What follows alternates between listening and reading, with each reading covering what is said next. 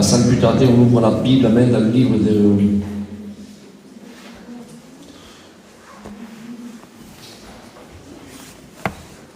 l'Évangile de Matthieu.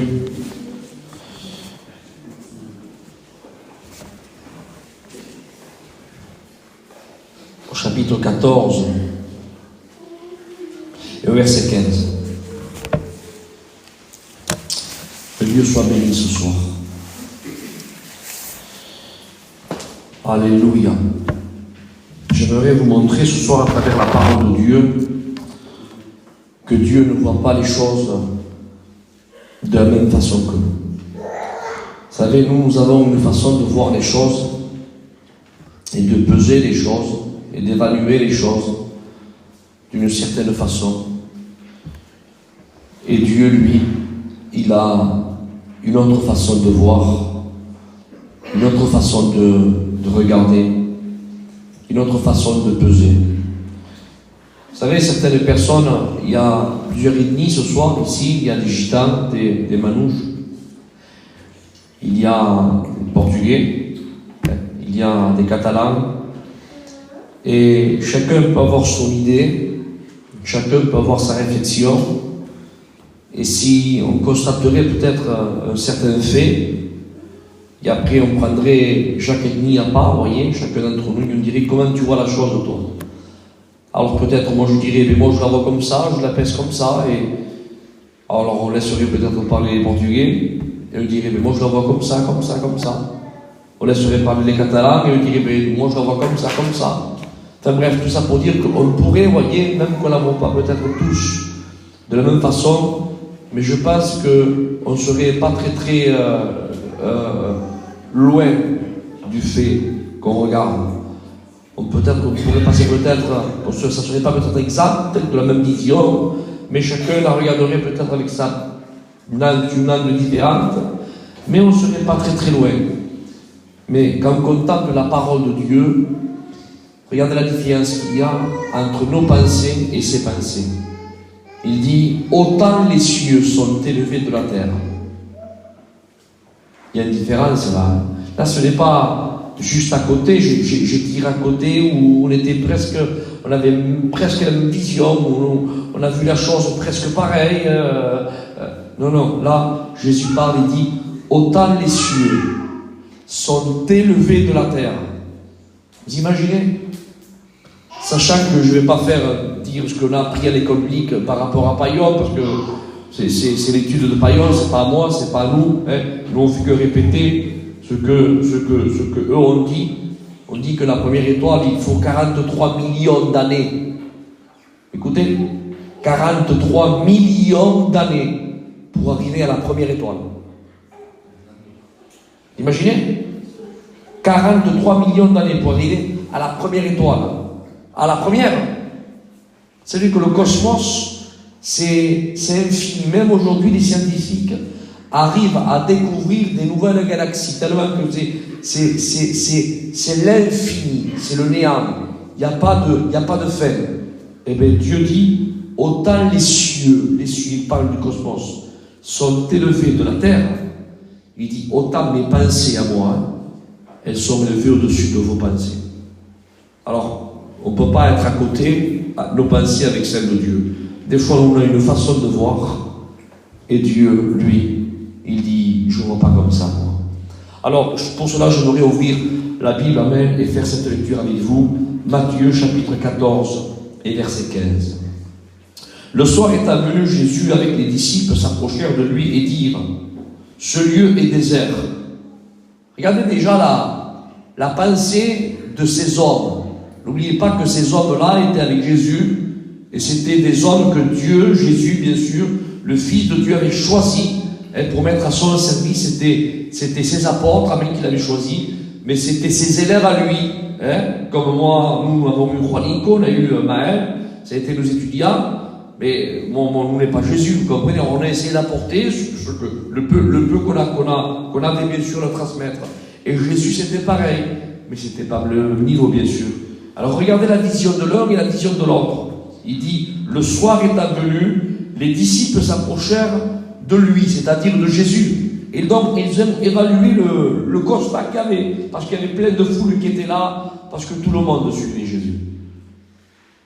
Là où Jésus allait, il faisait que du bien.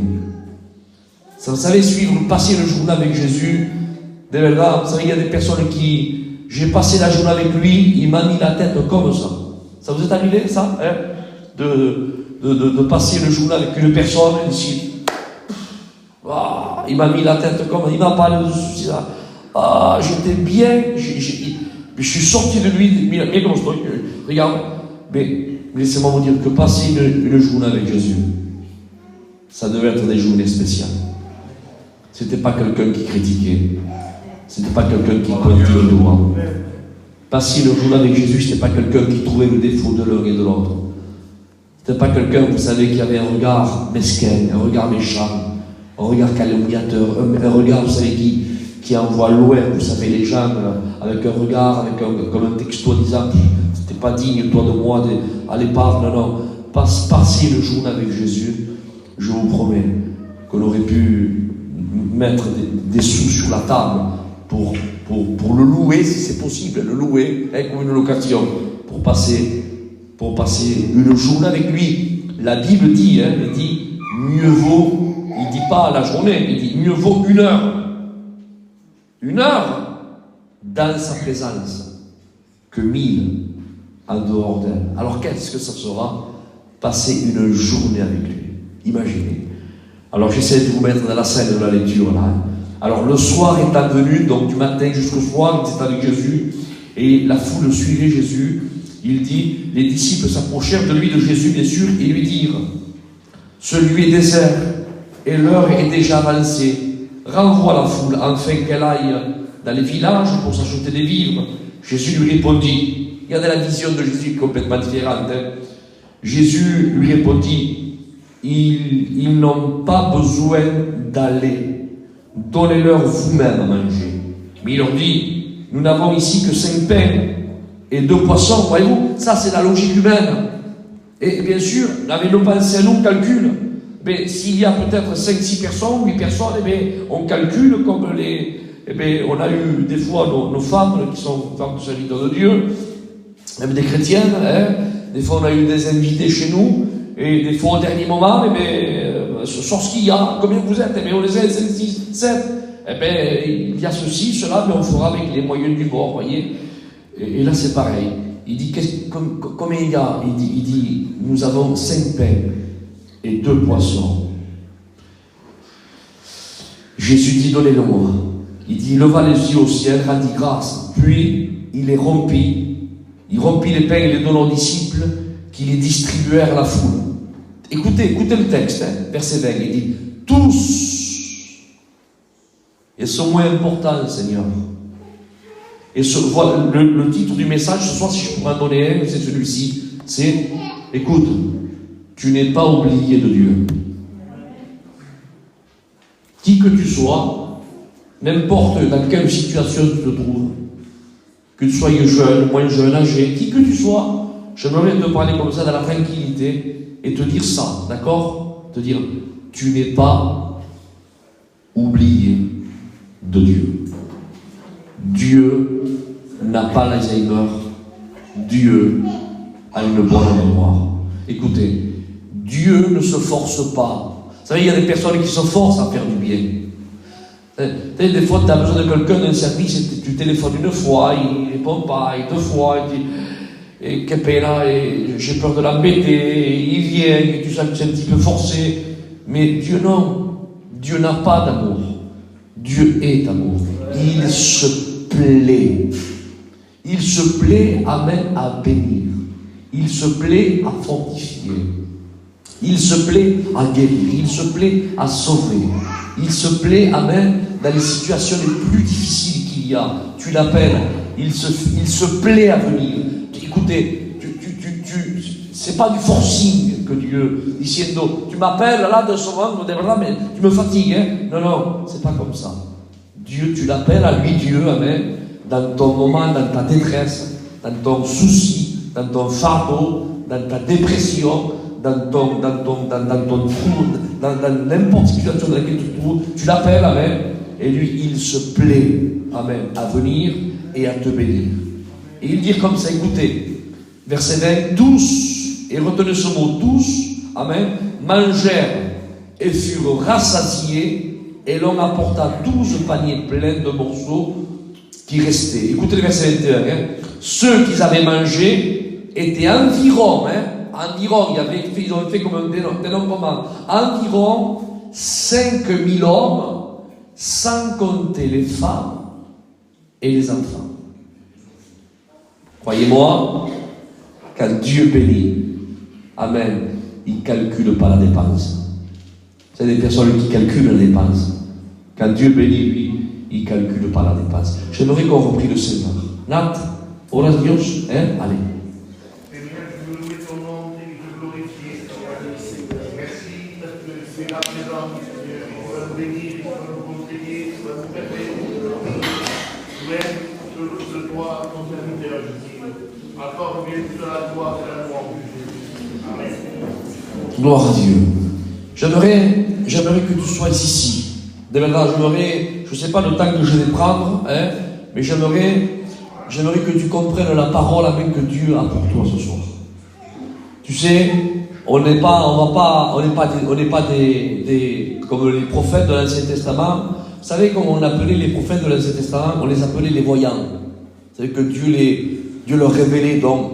La Bible dit que c'est poussé par l'Esprit de Dieu que les hommes en parlaient. Donc Dieu peut nous donner aussi, amen, cette étincelle du ciel. Il peut nous révéler la situation de quelques personnes. Mais j'aimerais, amen, vous dire ce soir qu'il y a dans chaque cœur, dans chaque famille, dans chaque foyer, il y a des soucis, il y a des fardeaux, il y a des choses lourdes à porter, mais que des fois on ne déploie pas à la vue de tout le monde, où on n'expose pas, où il y a des choses qu'on expose, et chacun a son jardin secret, où on dit que bon, voilà, mais on n'expose pas tout, on prend sur nos épaules. Mais j'aimerais te dire, avec ces quelques mots, je te le dis devant Dieu que c'est vrai, tu n'es pas oublié de Dieu. Dieu a l'œil sur toi. Et tu me diras, Pedro, qui suis-je moi? Moi, Dieu a l'œil sur moi. Dieu, ce Dieu, ce si grand Dieu a l'œil sur moi. Vous savez, quand on lit la parole de Dieu, il y a le chapitre le plus long de la Bible, c'est le chapitre 119. Il contient 176 versets.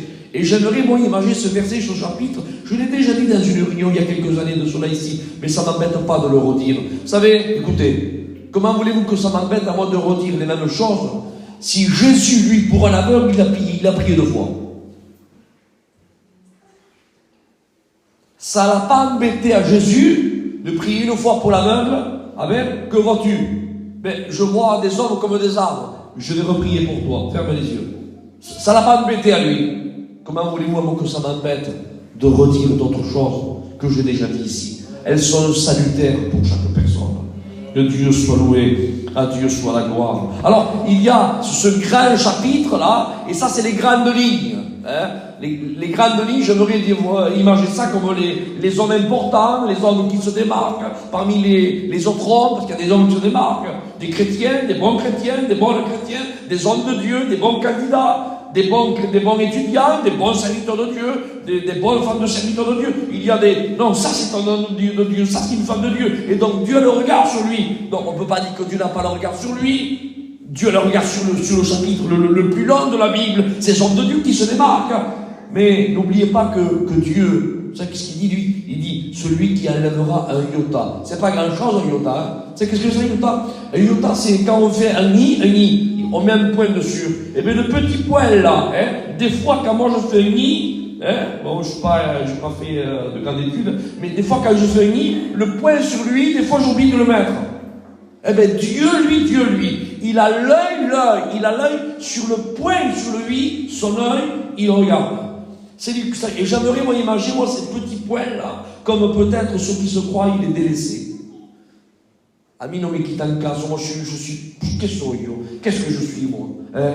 Lui c'est le chapitre le plus long de la Bible, ce sont des hommes de Dieu, c'est des hommes qui sont fidèles, c'est des hommes qui tiennent la route, et c'est normal que Dieu les bénisse, et c'est normal que Dieu a le regard sur eux. Mais moi, qui suis-je moi? Moi je suis insignifiant. Quand on lit la parole de Dieu, écoutez, sincèrement, ça m'arrive de lire la parole de Dieu, también tú, Juanico, nous quand on lit, est-ce que tes yeux...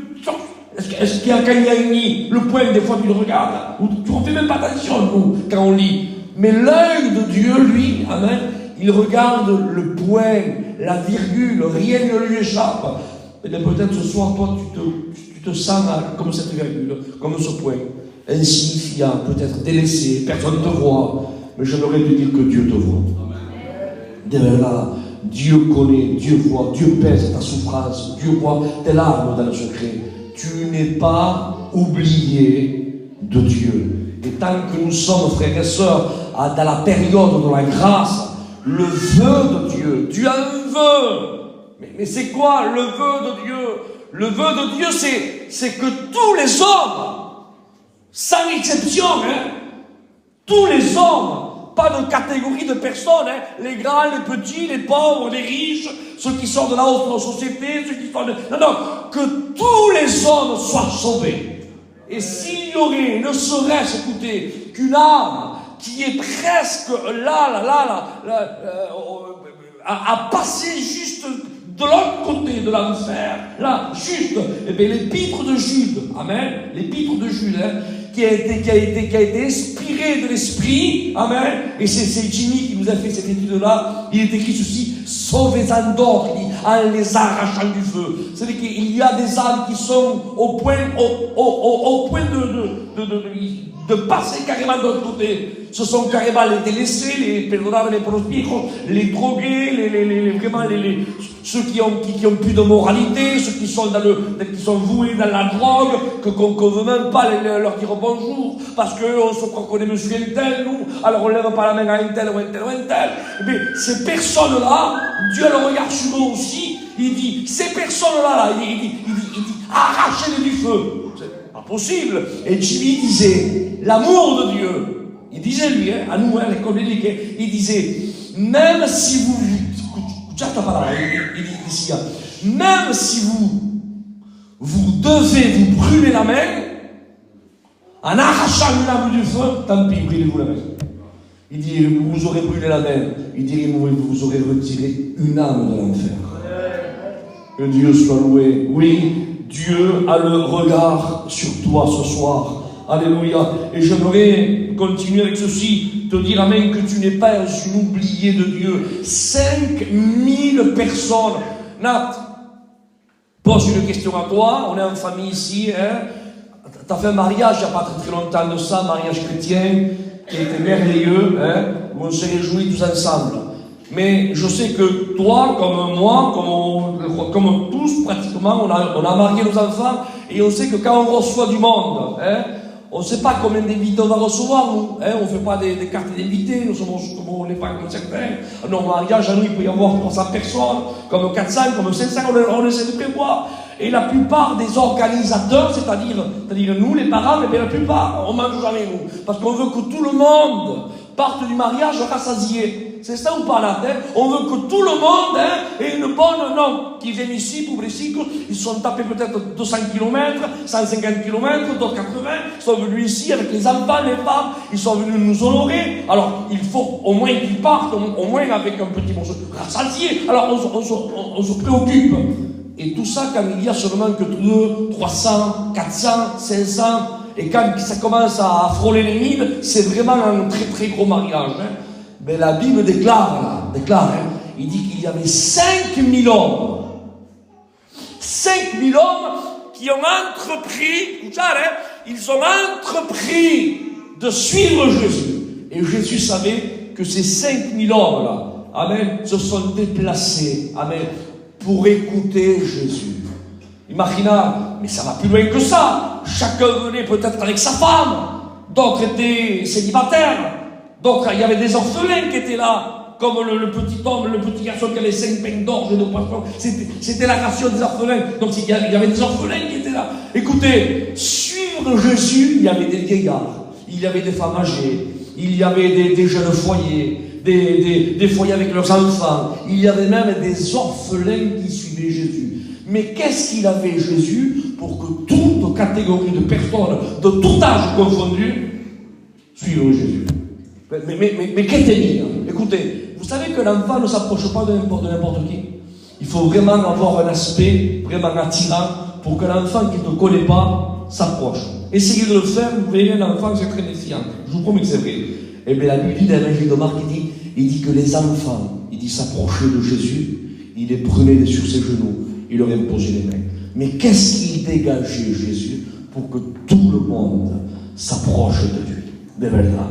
Alléluia. Alors on revient, amen, sur le texte de la parole de Dieu. 5000 hommes, amen, sans compter les femmes. Alors on multiplie, d'accord? Andréa, Philippe fait un calcul. 5000 hommes, imaginez que chaque homme était marié, ça fait 10 000. Donc, c'est plus là un monde à recevoir, à nourrir de 300-400 personnes. Hein. C'est pas pareil, c'est pas 800 personnes. Hein. C'est pas, hein, là on est un petit peu surpris, je croyais recevoir 700, il y en a 1000. C'est pas ça, hein. 10 000. Sans compter les enfants. Imaginez que chaque foyer peut être un enfant et peut-être deux. Alors si chaque foyer avait des enfants comme Isaac, qui en avait 5, alors imaginez la gente, non? Mais alors on va dire que tous n'étaient pas comme moi. Imaginez que chaque foyer avait un enfant, peut-être deux. Imaginez qu'il y avait ici environ entre 15 et 20 000 personnes. Je ne sais si vous imaginez, mais 15 ou 20 000 personnes. Écoutez, j'ai eu l'occasion de prêcher au grand chapitre de Juin, et il y a 5 000 chaises placées. Je le sais parce que mes copains et moi, les diables, je les connais. On place tous les soirs 5 000 chaises. Et donc, il y a toujours des personnes qui sont debout. Donc, ça frôle à peu près entre 8 et 9 000 personnes. Sous ce grand chapiteau, je vous promets, j'ai eu l'occasion de prêcher. Et quand on est comme ça, là, hein, on fait ça, on voit carrément un bain, une mer de foule. Alors, imaginez le double. 20 000 personnes qui avaient faim. Ils avaient faim. Mais la Bible déclare, écoutez, hein, écoutez ce que dit Dieu. Hein. Il dit, et tous, redis Isaac, tous. Il peut bien en avoir un oubli. Non c'è pas la cuenta. Je t'ai pas servi, j'ai servi cette table. Pardonnez-moi, j'ai fait un oubli. C'est humain un oubli. Est-ce que vous comprenez ça? Oui, mais Jésus n'était pas humain. Il était divin. Et rien ne s'échappe de Jésus.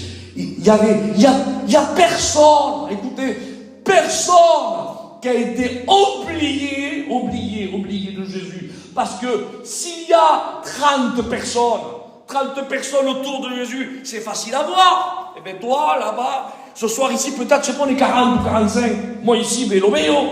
Ben d'aller à elle, donne-lui, donne là-bas. Un tel a pas mangé au fond. Là-bas aussi, on fait vite fait, on va nourrir tout le monde. Mais 20 000 personnes.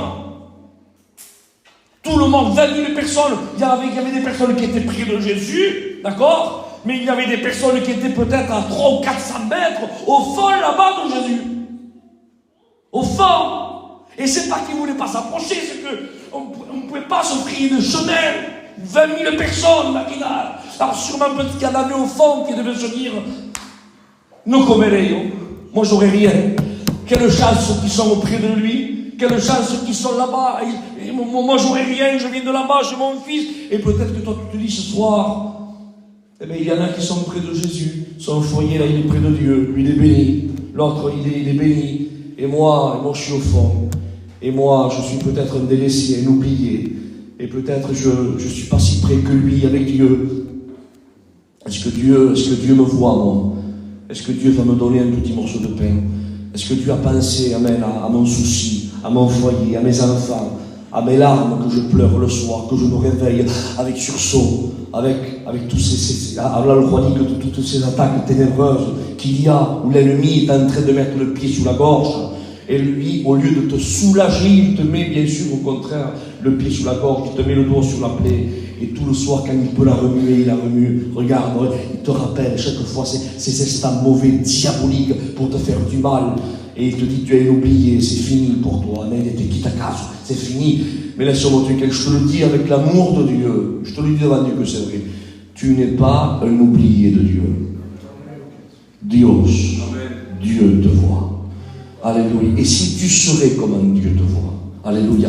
Et la Bible déclare tous. Que c'est des détails de la parole, ça. De Dieu, moi, ça me bénit. Tous. Ils auraient pu marquer, mais la plupart ont mangé, n'est-ce pas? Et on comprend que la plupart ont mangé. Mais là, non. Là, c'est tous. C'est-à-dire qu'il n'y en a pas un, du plus proche au plus lointain, du plus grand au plus petit, du plus gros au plus maigre. Écoutez, tous. Amen. On repartit chez eux, amen, en disant, j'ai passé la journée avec Jésus. Je n'étais pas si près de lui. Et je suis reparti avec mes poches pleines, avec mon petit panier plein. Je suis parti avec mon ventre rassasié, moi, ma femme, mes enfants. Dieu, même qu'il était là-bas au fond, Jésus, oui, ce Jésus-là, il ne nous a pas oubliés. Et j'aimerais, amen, le but des réunions, c'est que le Seigneur, dans chaque réunion, tu repartes chez toi. Amen. Non pas avec ce que toi tu veux, parce que nous, des fois, on voudrait des choses. Moi, je veux que ça se passe comme ça. Moi, je veux que Dieu... Non, c'est pas comme ça. Dieu ne va pas te donner ce que toi tu veux. Dieu te donnera même ce que tu as besoin. C'est pas pareil. Est-ce que vous comprenez ça? Parce que des fois, on demande mal. Est-ce que vous comprenez? Tandis que Dieu lui sonde notre cœur, sonde notre rêve. Amen. Et il sait qu'est-ce qu'on a besoin. Et des fois, on dit, Seigneur, c'est ça qu'il me faut, c'est ça. Et Dieu dit, non, c'est pas ça. Au contraire, si je te donne ça, ça va se passer comme ça. Non, tu as besoin de ça. Ah bon, ça? Alors, ce soir, tu n'es pas une oubliée de Dieu. Et j'ai fait chanter un dernier cantique à Juanico, parce que j'ai voulu faire un calcul de chapitres. Alors, je ne vais pas vous mettre à tête comme ça, en calculant les chapitres de la Bible, mais il y a, regardez, un livre dans la Bible, amen, qui est merveilleux, je vous conseille de le lire, pardon, tu as dû le lire plusieurs fois peut-être. C'est le livre de Ruth. Le livre de Ruth, il n'y a pas de miracle dans ce livre. Quand vous lisez la Bible, il y a des livres même où il y a des miracles, plein de miracles. Mais le livre de Ruth, c'est un livre il n'y a pas de miracle. Il n'y a pas de mer qui est ouverte en deux. Il n'y a pas de grand géant, comme Samson, qui a pris le mâchoire dans une terre en fumilon. Non, il n'y a rien de tout ça. C'est un livre. Écoutez, vous savez combien de chapitres il a le livre de Ruth? Il a que 4 chapitres. Écoutez, 4 chapitres. Regardez la vision de Dieu. Ça aurait été moi qui aurais fait la Bible. Moi, allez, Isaac. Il y a 66 livres, d'accord? Moi, j'aurais fait la Bible. Alors, ma vision à moi, j'ai dit, mais le livre de Ruth, on va le mettre carrément au début ou à la fin.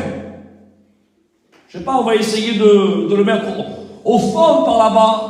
On va pas le mettre, on va essayer de l'isoler.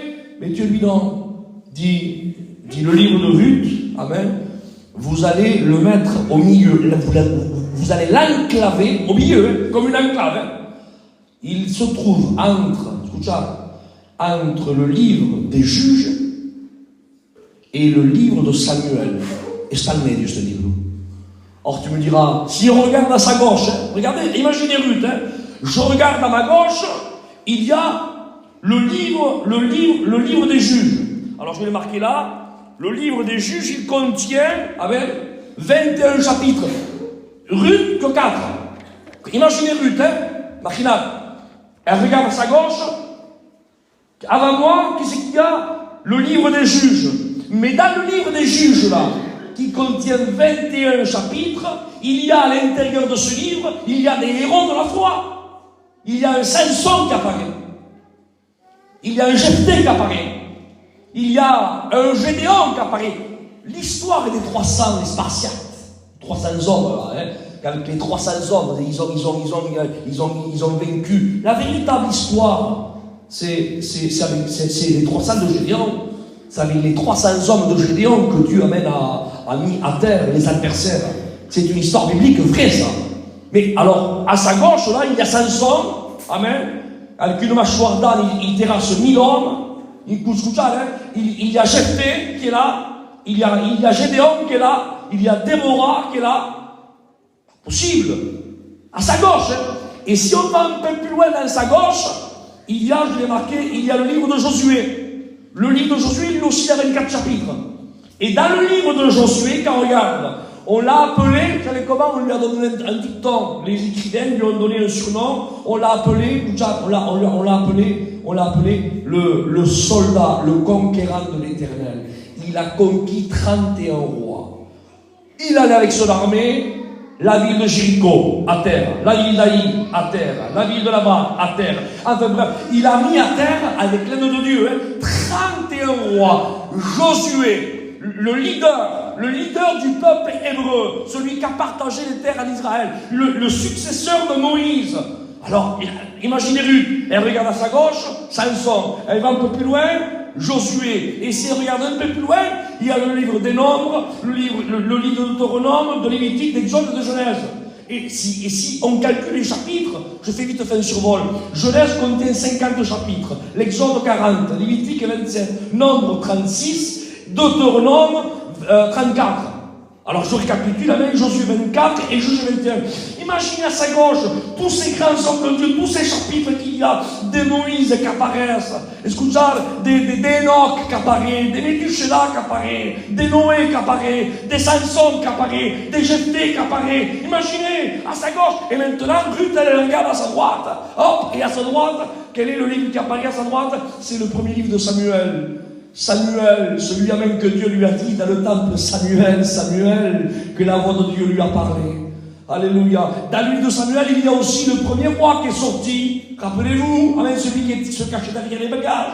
Amen. Eh bien, qu'on appelait Saül. Et après lui, il y a eu David, le jeune homme qui terrasse les géants. Et après Samuel, il y a encore le deuxième livre de Samuel. Et combien de chapitres il contient Samuel? Eh bien, Samuel contient 31 chapitres. Après le livre des chroniques, des rois, enfin bref, je passe tout ça. Je ne vais pas vous faire tous les détails. Mais tout ça pour vous dire, amen, regardez où se trouve le livre de Ruth. Il se trouve entre des géants de la foi, qui contient 29, 35, 45, 30, 50 chapitres. Et à sa droite, des géants encore de la foi qui contient 21, 34, 35, 36 chapitres. Et elle, le livre de Ruth, il est au milieu de ces grands géants. Et ce petit livre-là, il n'a fait aucun miracle. Elle n'est même pas juive. Et elle n'a que 4 chapitres. Regardez, voyez-vous la vision de Dieu. Dieu, amen, les petits, il ne les met pas très loin là-bas. Dieu a le regard sur le iota. Et la grâce de Dieu, amen, est capable de te mettre au milieu des héros de la foi. En plein milieu. Tu ne le mérites pas. Je ne le mérite pas, mais Dieu est capable de nous prendre. Et il est capable, frères et sœurs, de nous mettre là au milieu. Et tout ça pourquoi? Amen. Parce que, amen, elle a été vue. Elle a été vue par le ciel. J'aimerais te dire ce soir, et j'arrêterai maintenant, tu n'es pas une oubliée de Dieu. Qui que tu sois, Dieu a le regard sur toi. Et tes larmes, des fois, les souffrances sont tellement grandes qu'il n'y a même plus de mots qui sortent. Des fois, il y a des larmes qui coulent. Et la Bible dit que Dieu sait lire le langage des larmes. Et des fois, il n'y a même plus d'armes. Il n'y a même plus de larmes, des fois. Des fois, c'est pasmas. Il n'y a même plus d'armes. Il n'y a plus. Mais les soupirs, mais même les soupirs, Dieu les entend. Dieu connaît les souffrances des cœurs. Dieu connaît Dieu connaît tout, Dieu sait tout. Et Dieu te voit. Tu es vu de Dieu. Et pour toi, c'est une bonne nouvelle, ça. Tu sais, quand on a fait une faute,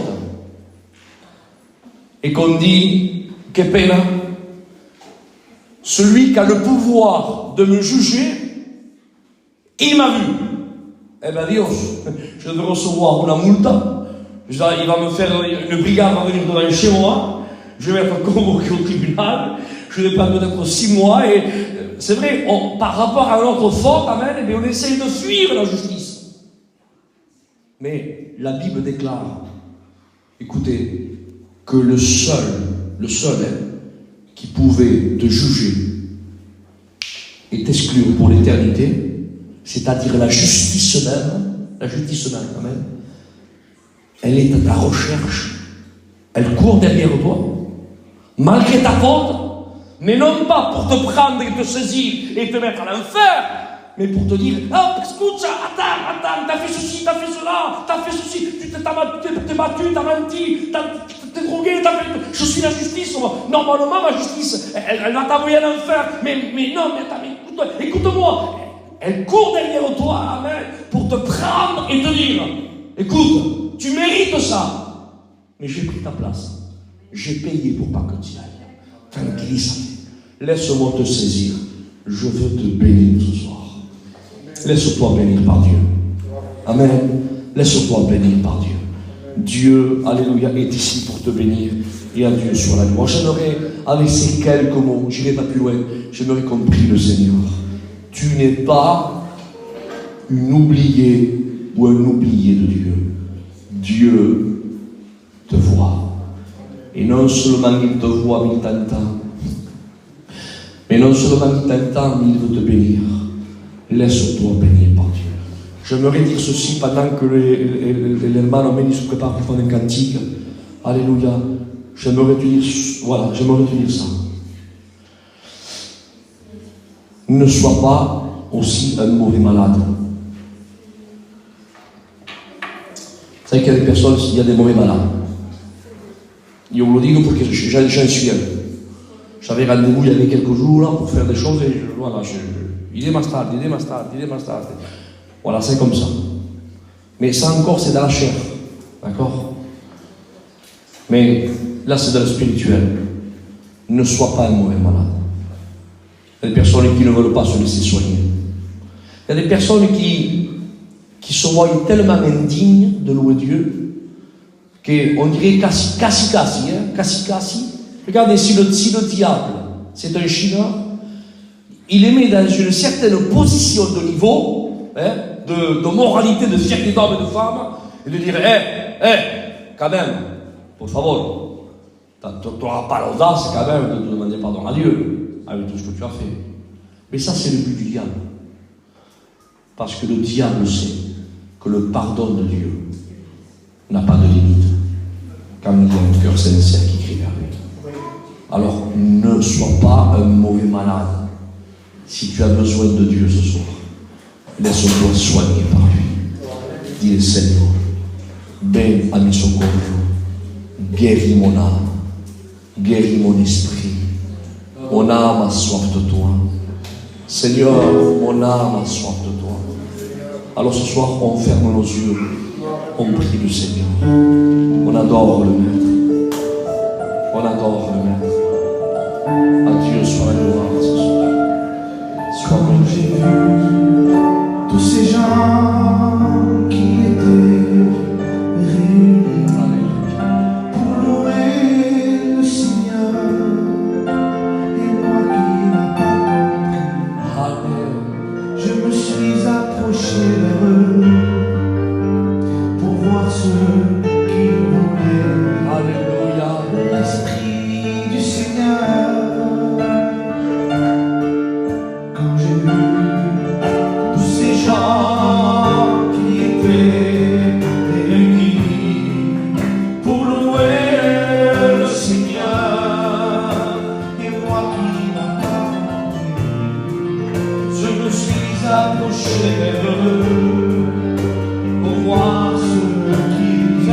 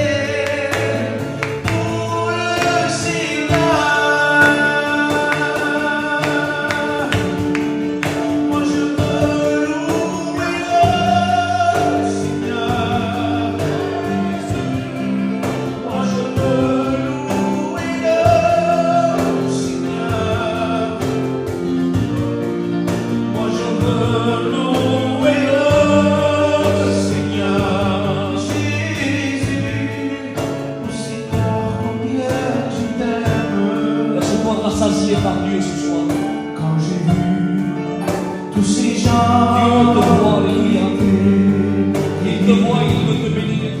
pour louer le Seigneur. Et moi qui n'ai pas compris, Laisse-toi guérir par Dieu. je me suis approché d'eux. Alléluia.